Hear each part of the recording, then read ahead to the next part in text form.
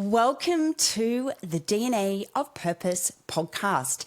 Manj Kumarasamy, it is such a joy to have you joining me in the studio today, beaming all the way in from Toronto. Hey, nice connecting with you, Rebecca. It was always a pleasure connecting with someone from the other side of the world, and I thank you for taking this time bright and early and to accommodate my time. So it's like it's really cool.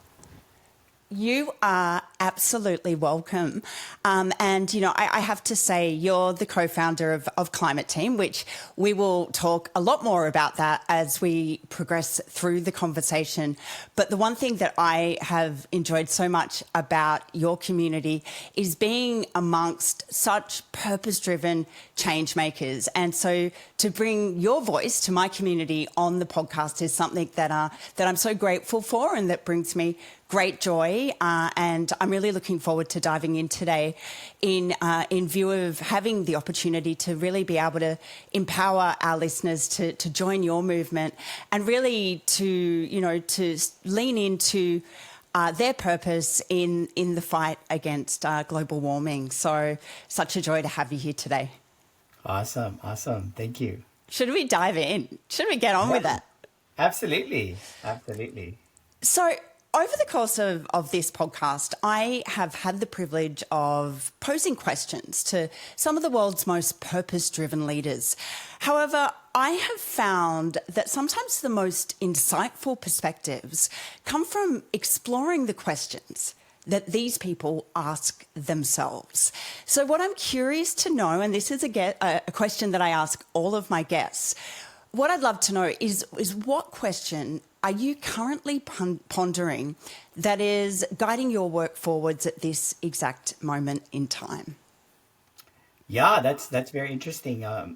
This is one of the reasons that I actually pivoted directly into climate, because I asked myself, what is my purpose on this planet? Why am I here?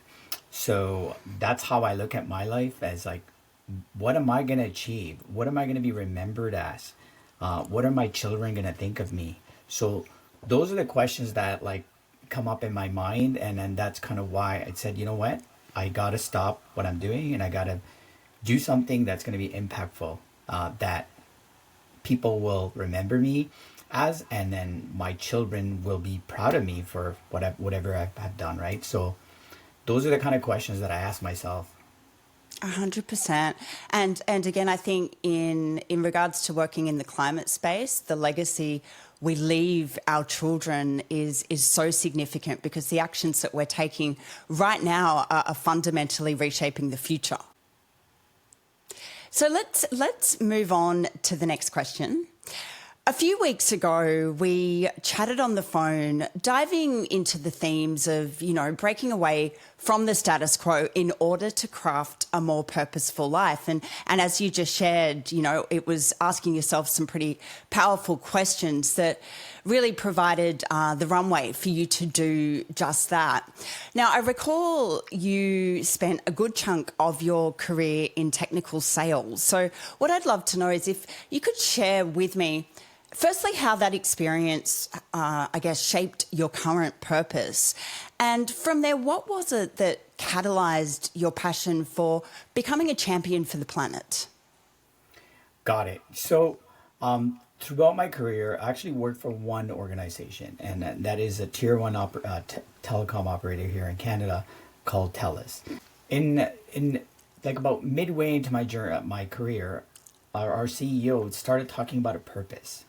And he really focused on that. It's really interesting, because that became like this subject later on that everyone's looking at, right? But Darren, he talked about purpose. He talked about why are we doing what we're doing.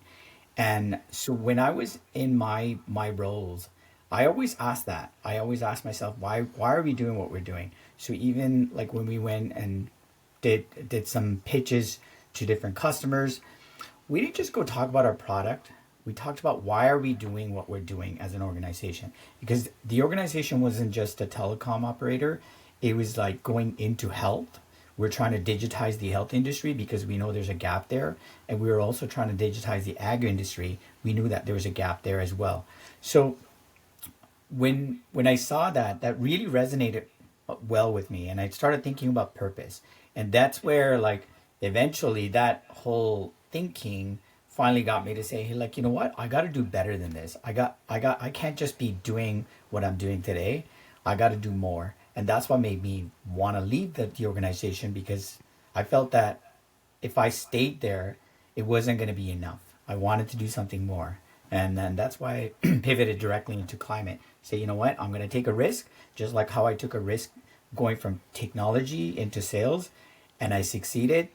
I'm like, I can do the same thing again. And that's kind of where, how I got here and what led me to get here. And so I know in doing a little bit of research that from there you became the community ambassador for Terradu. And as a part of that, you completed a 100+ hour climate education fellowship. Now, you were obviously an advocate for environmental stewardship and ecological restoration in the first place, but I'm curious to know more about A, how climate education opened your eyes at that point in time, and B, how you anchored that knowledge at an emotional level. And I guess what I mean by that is, you know, the reality of what is happening with the planet is genuinely scary. So how did you, at an emotional level, process that information? Yeah, so that's really cool. So when I went to Terradu to do the climate training, prior to that, I wasn't a student of like environmental science or anything like that. It's not something that I knew, from before. But I did have a passion for the environment, like growing up in Sri Lanka, living in, like in wooded forest and things like that, like where I I had this like connection with nature, and that kind of got away from me when I got here to North America, where it's big hustle here, and you trying to like move with the flow and like trying to get things done, and then it's like, but like when I saw Terra I thought it was really cool. I had the opportunity to not only learn about like the scientific part of what climate change is and what is causing it. I also got to learn about like things like what's happening in terms of the economy, the financial side of things, right? And then I started like learning more into different types of solutions, whether they're nature based or technology based solutions. And then I started like understanding about like people in general. It really opened up my eyes to what is happening around the world, just beyond what you see as like on media about climate change. It just really opened up my eyes to say, hey, look, this is a huge problem. It's a massive global problem, and it's impacting many of the people, especially in the global south. So we need to take action, right? And that's that to me, like it was really like I couldn't put a price tag to the Terra Do training, and then that's why I wanted to like be in a community ambassador following that. And another part with the training was that I was able to invest a lot of time into taking the training because I left my job. I didn't have that minimum, time was like 10 to 12 hours. And I'm like, no, I was doing like 6 hours a day. It became like my life. I wanted to learn this inside out. And I was going through every rabbit hole, like learning about every single thing that's out there that the course had presented. So the course is essentially like an all you can eat buffet kind of thing where whatever you want to take out of that training is what you can get. So I really loved and enjoyed that training. Yeah, it sounds like the kind of training every single person on the planet should probably go through at this point in time. I'm curious to know, what do you view to be the most critical factors in relation to climate that people should be aware of and be thinking about?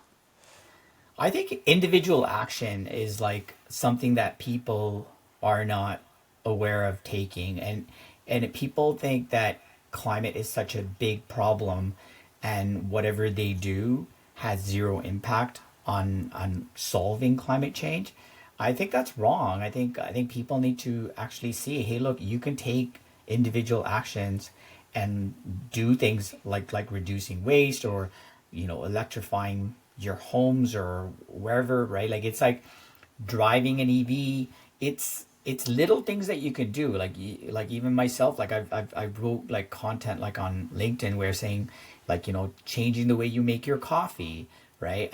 It's just there's so many things that people can do, but people feel like climate is just too big and they don't want to take a stab at it. And I think that people have to realize that every individual action matters. So, Manj, from here, I would love to click the mouse on two areas that dovetail out of your experience with Terradu, but that I imagine are also themes in your subsequent work, including the work you're doing with Climate Team, which again, we'll talk about that a little further into the conversation.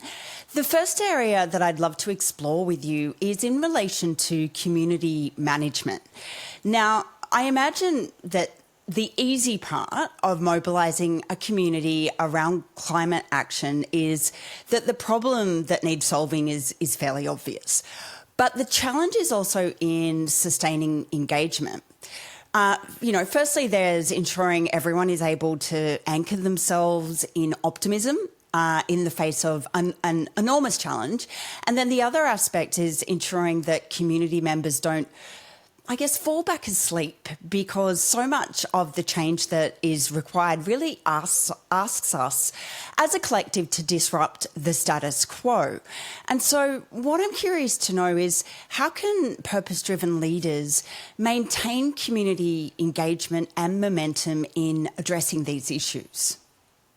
Yeah, this is an interesting question because it's like, for example, like yes, last night, I joined this group here out of Toronto that are doing things on climate from a community perspective. So we actually gathered together at one of the people's home, and then we actually had dinner together, and we talked to each other about what we're doing as individuals to build this like community here within Toronto.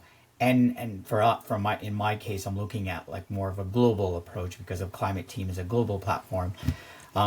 So we share ideas, and in those conversations, it's very interesting, Rebecca.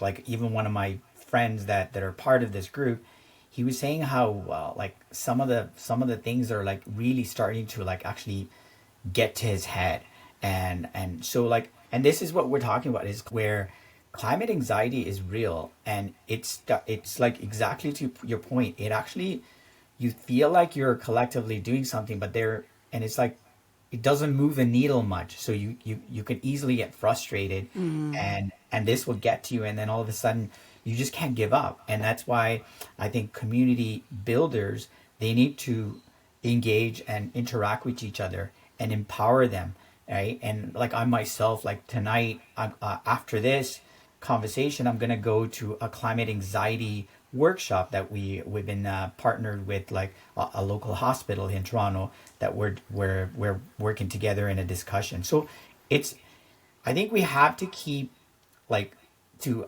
our optimism like up, and not like let it go down. Like when things start to slow down, you have to start keep going. I think cross collaboration within communities, I think it's so important, because then you learn from other communities what they've done, and then you can adjust and adopt. Trying to work in silo, that's definitely not the approach, because if you're a community builder, you are a social person that should be like interacting with people. You should be a people person. So you definitely want to like interact and learn from each other, and build and keep building the community. I couldn't agree with what you've just shared more. I think there is so much power in embracing diversity by design. And I think especially in relation to sustainability, breaking down silos is such an imperative, not only within the climate community, but within our overarching systems and cultures. And that's something that I think that Climate Team have done so well. And I'm going to speak to that in a few questions away. I'm going to touch on that subject, because I think it's something that you guys have really harnessed, is that people from all walks of life can really be a part of this movement. And the other thing I wanted to say is I'm a part of the Climate Sydney. group. And one of the things that I have found so inspiring in being a part of that WhatsApp group is all of a sudden you're exposed to the solutions. I sit there and flick through the feed on WhatsApp, and it is so incredible to see so many people coming up with new solutions, new ideas, new innovations, and it kind of gives you evidence that we do have the ability to push the needle forward, and that there are people out there who are really leaning into their purpose and choosing to be the change that the world needs. And so I think exposing yourself to these communities in itself is something that can help you to move through climate anxiety, because it gives you evidence that great things are happening in the world. So, big kudos to you and Robin for what you've created. No, thank you so much. Yeah, Robin's worked really, really hard on building this platform initially from his days. It's just amazing that we're really proud of it. You should be very proud of it. The second tab that I'd like to open here is in relation to the intersection between technology, climate, and the economy. I was reading through your summary piece on LinkedIn where you advocate that good business and doing good are inherently intertwined, and that by leveraging technology and culture, we can strive to pioneer social capitalism, wherein serving a greater social purpose benefits everyone. Do you think that the reality of social capitalism is genuinely feasible? And if so, why? Yeah, I mean, this is interesting. You kind of say it like it all depends on what's surrounding those organizations that are going to be looking at like adapting social capitalism. I think a lot of things will have to be aligned where like policy of government policies have to be there in order to support those cases as well. If you don't, then it's not going to really work. And then you got to look at like more of like, as an organization, you got to look at like natural capital, right? Like what about nature, right? Like look at human capital. What about the people, right? So you have to, if you actually start thinking along those lines as leaders and build whatever you're building, I think there's hope that companies can switch. But if the purpose is to just, talk about these things to actually build your brand, then that won't be the right thing, right? So There has to be integrity in that action. definitely, Yeah. I think, and in terms of integrity, I think because if you look at all the solutions out there, there are so many solutions that you don't have to rely on, like for example, on the petrochemical industry for like using plastics. There are a lot of alternatives out there. So if you're really looking at like doing something, then you got to looking at those products to be adopted by your organization. And then you look at people, like you see like the global south, what they're going through. Perhaps like you have to provide them with the right working conditions and so on if you're going to actually be a good organization that's going to help the world. Otherwise, it's not going to be good, right? So it's definitely a tough answer to give for that one, because it's like, yeah, yes, we could get there, but like, it all depends on the leadership of these organizations, I think. 100%. And, we had an initial, I guess, discovery call before jumping on this podcast. And I think the other aspect of this is when you're exposing yourself to people out there who are creating the solutions, and also spending time talking to young people and talking to, the next generation that are coming through. In a way, there are changing sentiments, and people, particularly I think that younger generation, are going to start spending their money with organisations that are fundamentally taking responsibility for changing the world. And my hope is as these rivers converge, that we do see the emergence of a solutions economy where, which is essentially social capitalism, in the sense that, the businesses that are doing well because they're the businesses solving some of the world's greatest challenges. And, I hope that leaders who are on the front foot do start to take that action now, because a part of me believes that action will fundamentally prepare a business for what's about to happen in the world. Yeah, 100%. And, Yeah. it's nice to be a leader in that space too, right? It's Yeah. like, instead of waiting for something to happen, like for example, like we know that in Europe, there's already regulation in terms of like, providing your emissions and like, from scope 1 to scope 3, and it's going into like even small and medium businesses. So as the rest of the world, we're not, it's not far away, it's coming. So you have the opportunity to be a leader and step ahead before even regulation arrives, to be that company that the younger generations will love. I think it's so important to take advantage of that, and jump on board and do something good, right? So Absolutely.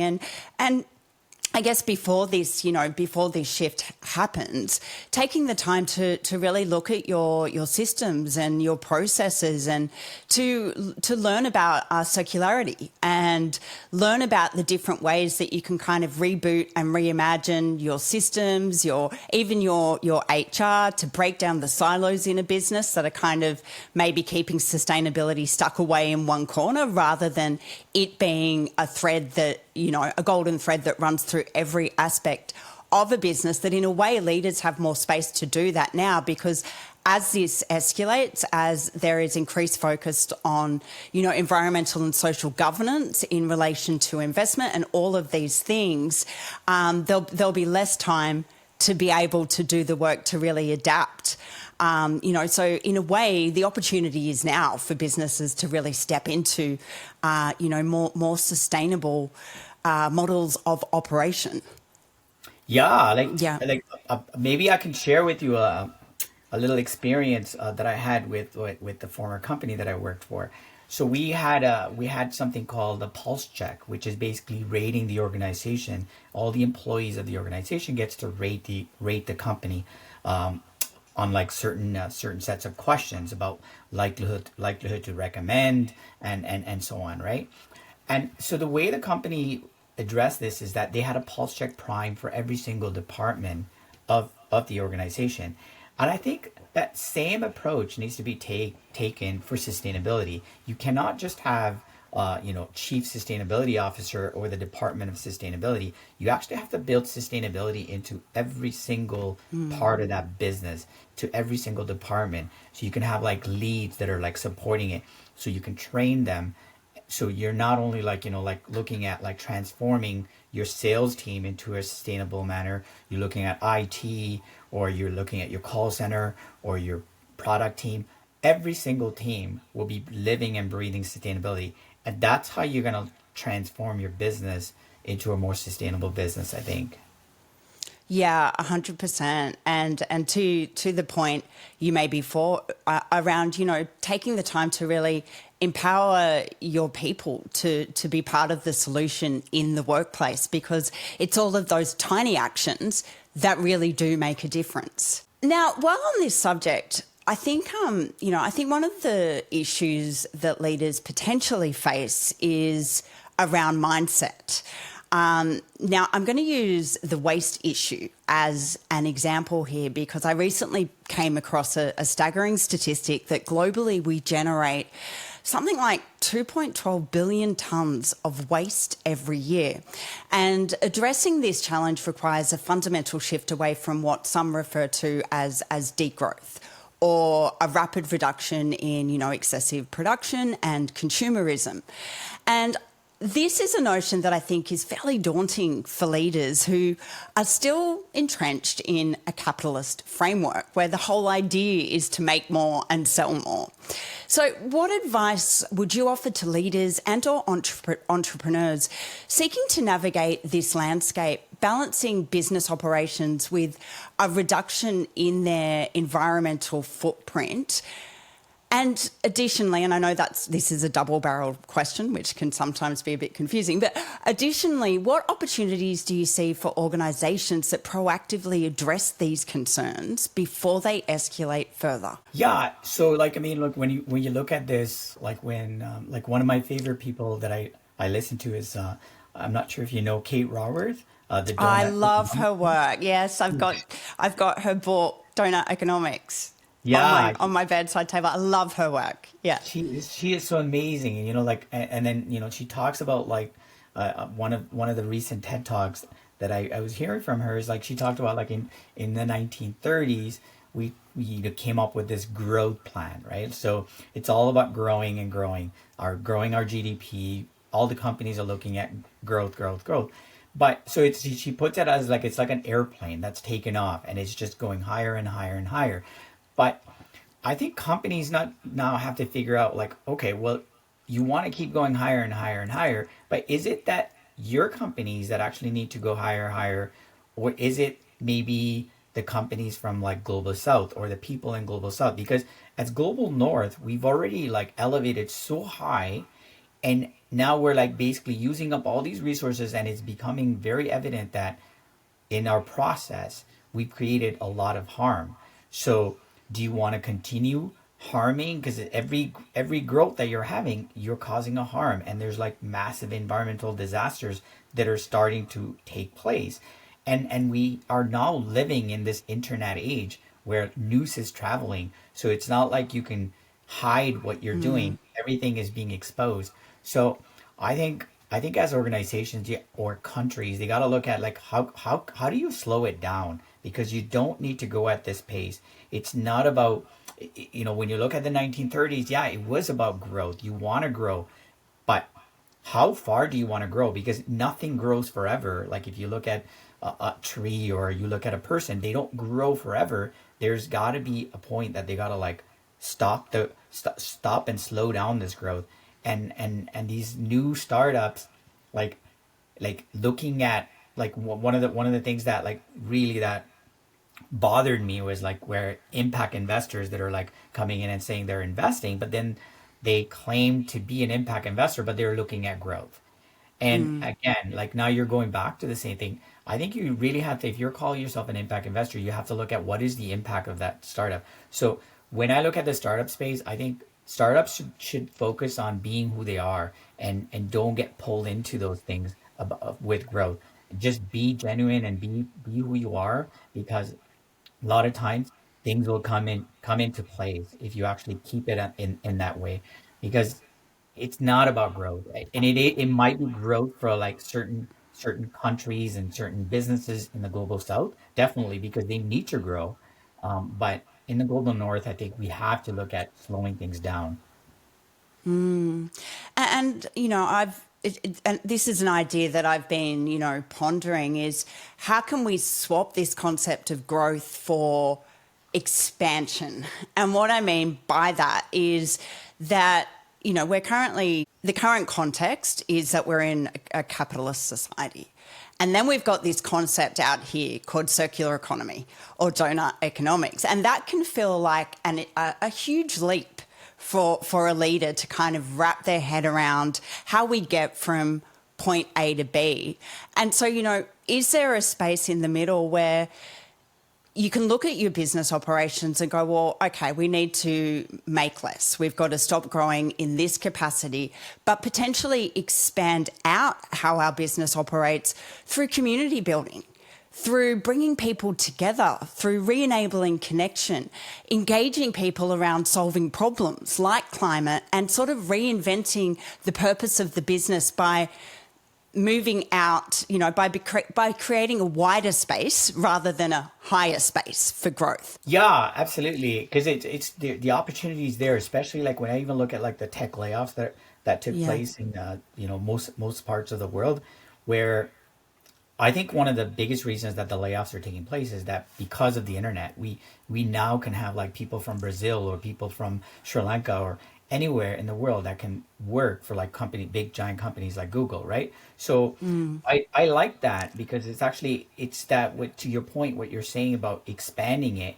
it's about like you have the ability to continue your growth and then create better outcomes for parts of the world that you didn't create any good outcomes in the past, right? Yeah. So that is there, and I think it's nice for organizations to take that approach because yeah, it could be very daunting to like actually just say, you know what, we're gonna stop growing. Another way is like just look at what you're actually building and try to build that better because most of these products that are built today are like designed to fail. Like I was hearing from a podcast with this engineer, we're talking about the even the motor of the electric cars. It's designed to fail after a certain number of years. But if they had built it a bigger motor, this can last much longer. So I think companies need to look at like how can we do something better? Like even the battery side of EVs, where like why build your own battery pack? Because you could build a battery pack that's swappable and have like follow a standard because otherwise what it's going to do is it's just going to create opportunities for others to enter into your market. So if you want to future proof your business, you have to look at like standardizing things because that's how you're going to build a better world where you don't have to constantly make a separate thing for a separate company. So, in bringing all of this together, today you are the co-founder of Climate Team, as we've discussed, alongside Robin Wyatt, and together you have created a tech-enabled platform that brings together climate-oriented businesses, freelancers, investors, and enthusiasts to accelerate the reversal of climate change. Can you share with me a little more about the origin story of Climate Team and your subsequent mission? Got it.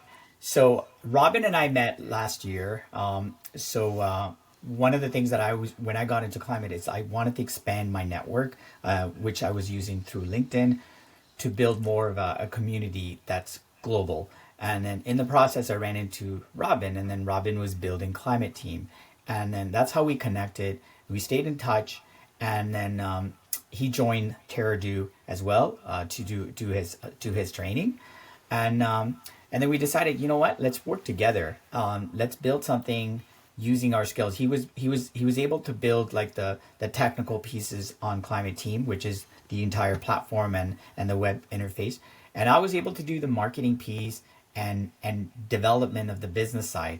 And so we worked together and we basically came up with this new plan. I think what you see on Climate Team currently is all of these resources and content. But what we plan to do with Climate Team now is like we're actually building a co-pilot where every user, whether it's an enthusiast or an expert or an investor, would come onto the platform, and we have this co-pilot that's going to be called Avni, and that's going to take that user through a better journey.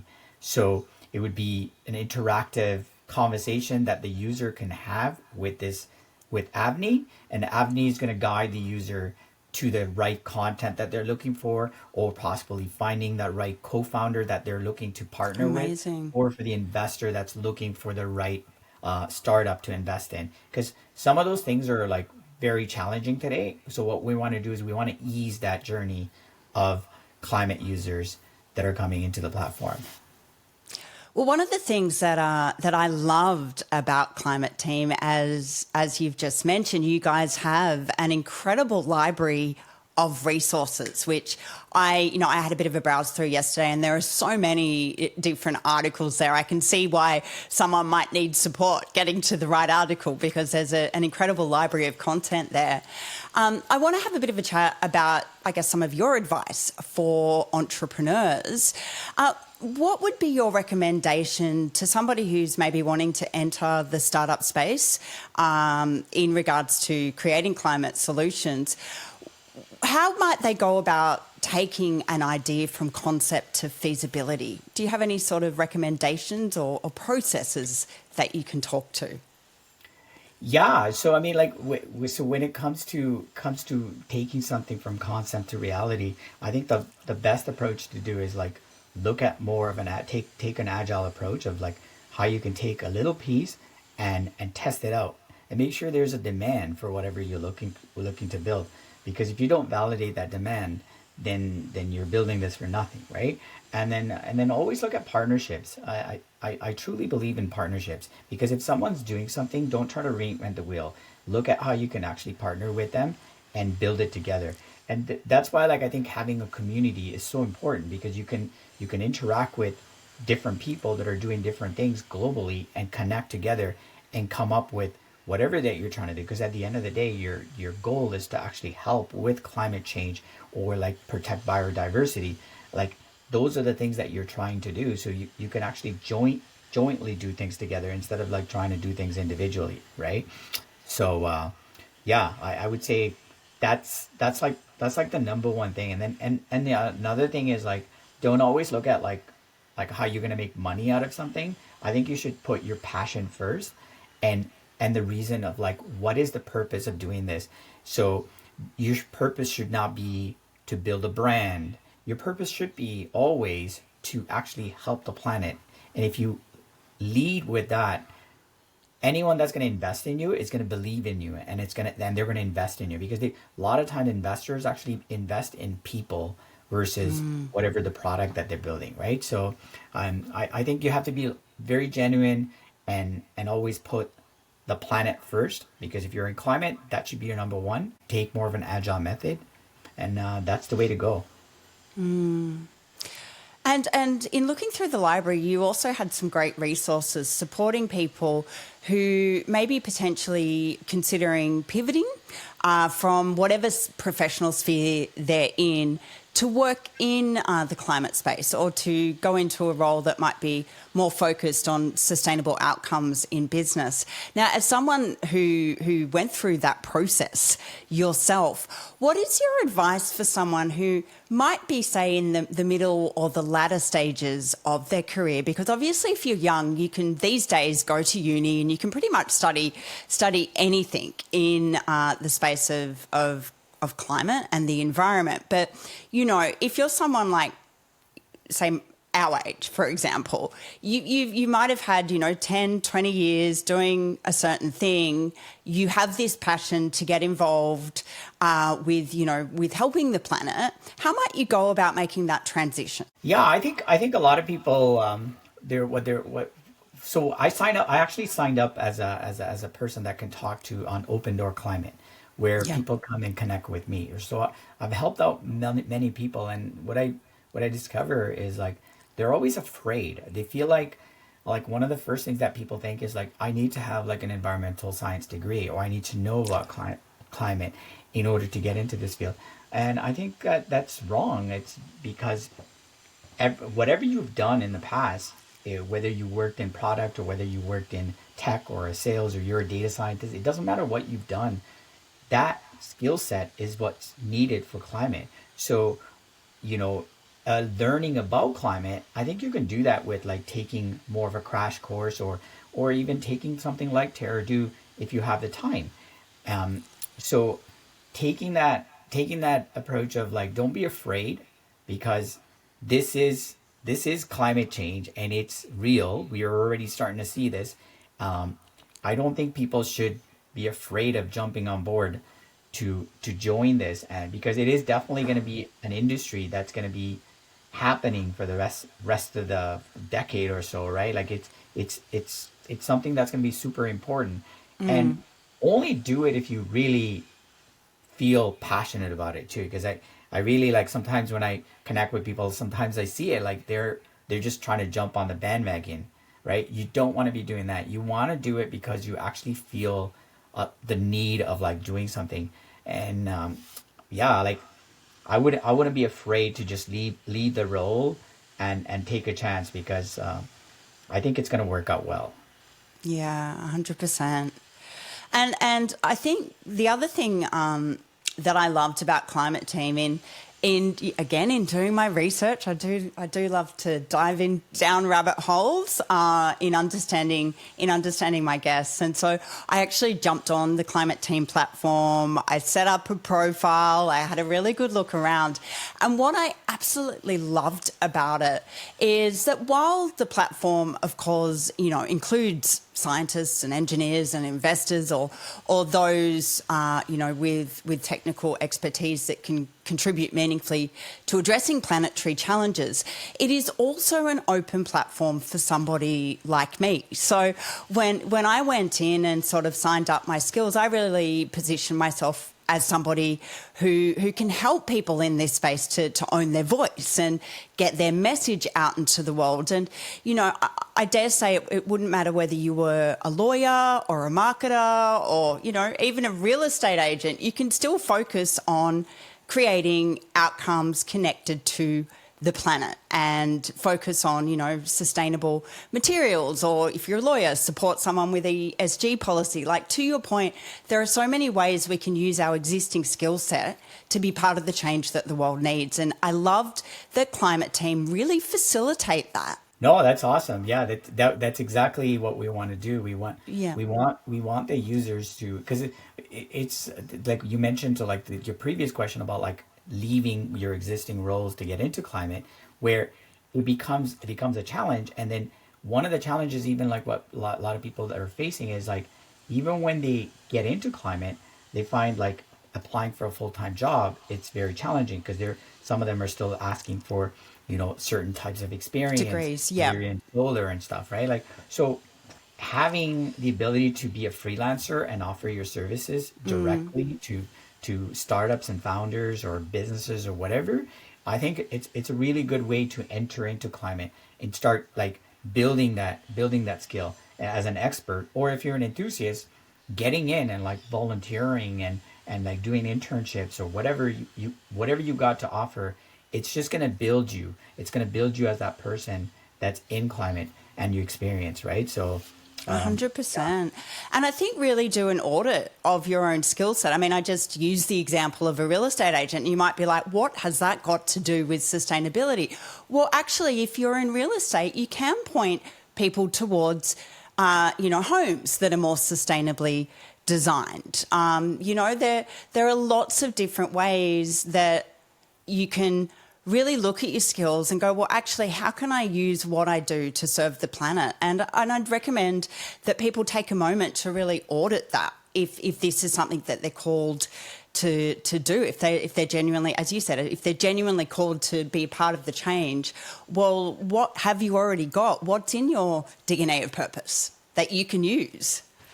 yeah, like it's really really cool what you're saying about the real estate agent, right? Like it's like you definitely, because building space is like one of the biggest emitters, right? Like 100%, yeah. and just building your knowledge in terms of like how to actually build homes and that are more insulated and much more efficient. Having that understanding, it's going to make you better and it's going to build you more, like I think further success down the line by having that kind of experience, right? So Yeah, and I love that we're having this conversation, because for me, this is, if just for a moment I address our listeners, this is about giving you guys out there permission to step into your purpose. Like we have a collective problem to solve here, and to really empower people to step into that and to understand that their purpose is who they are right now. You already have these gifts within you, and this is just about applying these gifts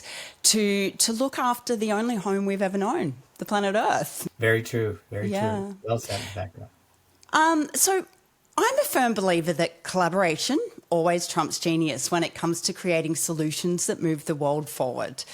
What solutions, innovations and services have you come across as a part of your work with Climate Team that have like really blown your mind or stretched your thinking in relation to what's possible to solve the problems we currently face? Yeah, I think like going in that space and like looking at different types of solutions. I love some of the solutions that are out there. So specifically, there's one company that was actually using the coconut shell to create coolers, like insulated coolers. Like I thought that was so cool because like I grew up in Sri Lanka and like I knew like one of our top exports was coconuts, and then like the shell of it just goes into the garbage. Sometimes they burn it, which will produce emit like CO2, or it will go sit and rot and produce methane, right? So like doing things like that, like where that company was like using that to actually create a cooler out of it. I thought that was so cool. Like there was another company that was like using the stem of the banana tree like to create products. So it's like I'm like, wow, like because that's definitely like it's not going anywhere, right? So I love like what like all of these different solution like providers, the startups are like coming up with like amazing ideas, and I think they all need to be heard. And that's why I think having a community platform that will showcase all of this stuff to the world, and where people can connect from different parts of the world to assist, I think it's gonna be very helpful. Even a company in Australia, I forget the name, but I think it's called a Great Wrap. um, I love what they're doing. They create like not plastic, it's pellets that are created from food waste, and they use that to like make like wrap, like or any type of So plastic good. film, right? Like we don't need to be using like petrochemicals. There's so many alternatives out there, and I just love seeing things like that. Man, as we've shared, we're both parents. I've got a 5-year-old daughter, and I know you've got some beautiful kids too that you've told me a little bit about. I think for their generation, they're really going to have to accelerate the solutions even more than what we are.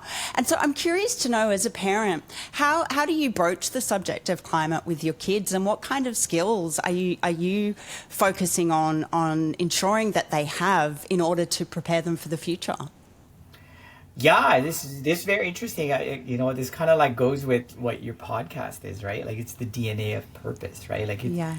so one of the things that I've been always telling my two daughters that are older, the younger one is still a baby, right? So, but I always say like if you're learning something, always ask why are you learning what you're learning, instead of like trying to memorize what you're learning. So whether it's math or science or English or any type of subject, just always ask yourself why are you learning what you're learning. Like just the other day my daughter was like practicing with me because he was like having a history exam, and then and history is generally like thought out like, okay, you got to remember whatever you read. But then I said to her, I'm like, maybe try to understand why are you learning this history. Why do you want to know about the Canadian history? Why do you want to know about like the world war?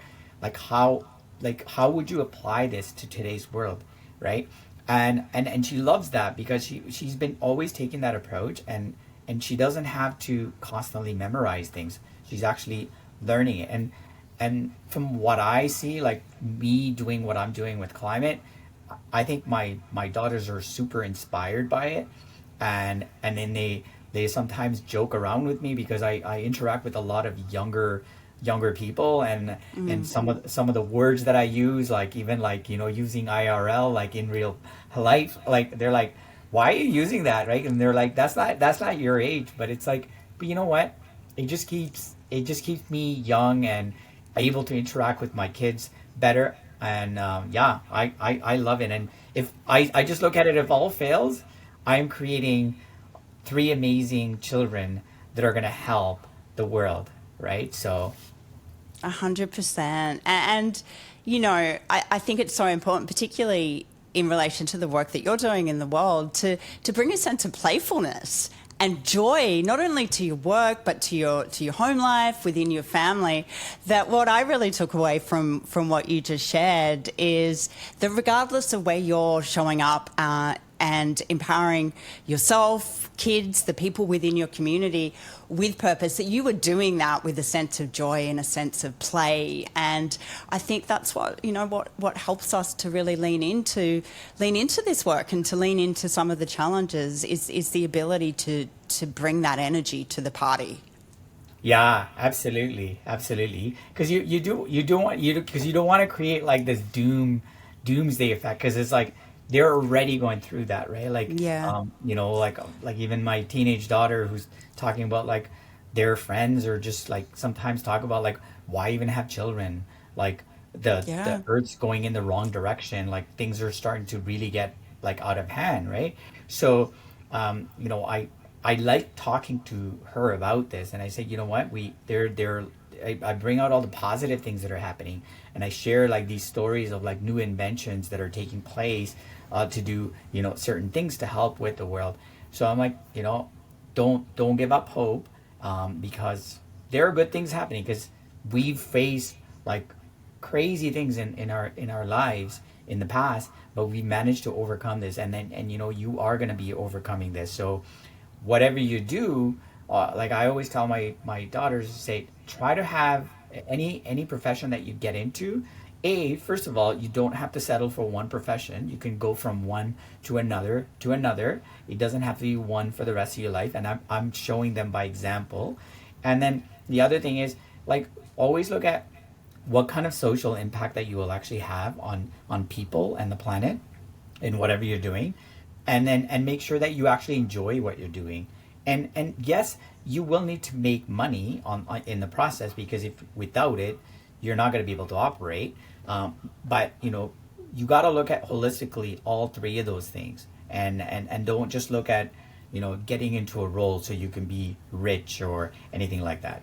So, Mund, you referenced earlier that you share some pretty interesting posts on LinkedIn, and again, I had a little bit of a look through yesterday, and I found a post where you highlighted a Harvard-led study revealing Exxon's projections in relation to the impact of global warming as far back as the 80s, which actually surpassed some academic and government scientists.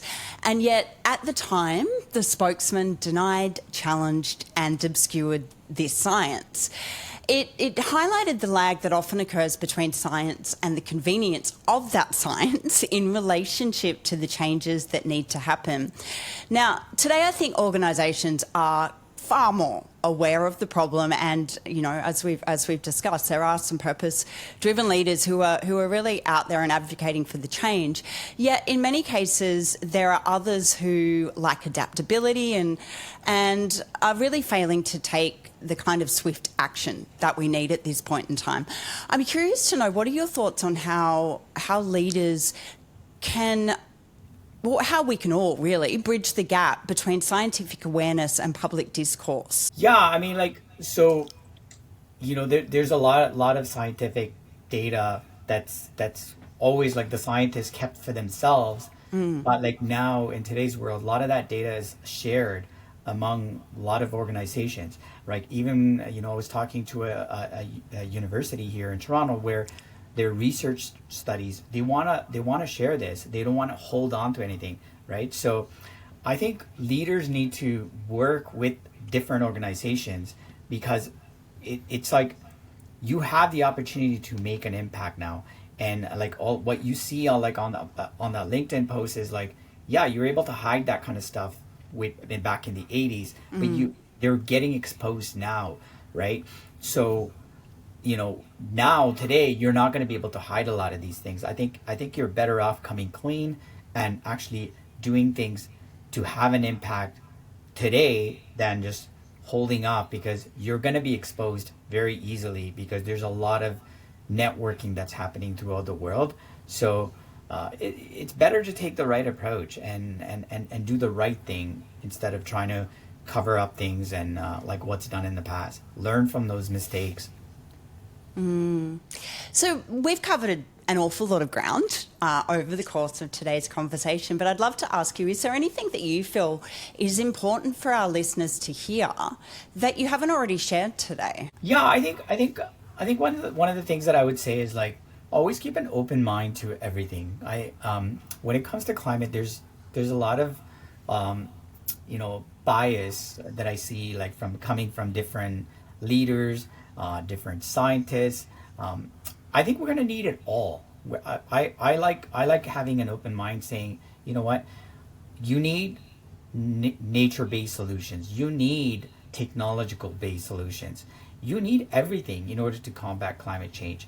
you cannot just like rule anything out, because lot of people don't like, for example, carbon dioxide removal, which is like using a direct air capture process, right? They say that it's used for enhanced oil recovery, but the reality is that that might be a way to get money from the oil and gas industry to actually test out these solutions, because humanity is going to take some time to get off the adoption of oil and gas. It's not going to happen overnight, and we're finding out day by day that we're going to be like breaking records in terms of our climate, like our warming on the planet. So you need to look at every single way of trying to do things. And I think you can't have a closed-minded way of like, hey, we're just going to focus only on emissions reductions and not worry about like removing carbon dioxide. I think we have to look at removing carbon dioxide and looking at emissions reductions and XYZ all at the same time, because everything's going to matter. So I've come to my last question for the day. What I'd like to know is, if you had access to like a global billboard that would be viewed by everyone all around the world, and you could share one phrase or one sentence, what words would you choose to put on that billboard? This is interesting. I was giving giving this question some thought, that is like, I don't know. It's like I had so many different things that came up to my mind. I think one of the things that like humanity is like leading to like all of this like problems is our obsession of convenience. So I think we need to basically face reality and live like more of a life without this convenience. Because if we move away from having that convenience, there's ways to reduce our impact on the planet. Because from drinking your water from your tap to having it in a plastic bottle, or having to go to your grocery store, which is right down the street, but you want to take your vehicle to get there.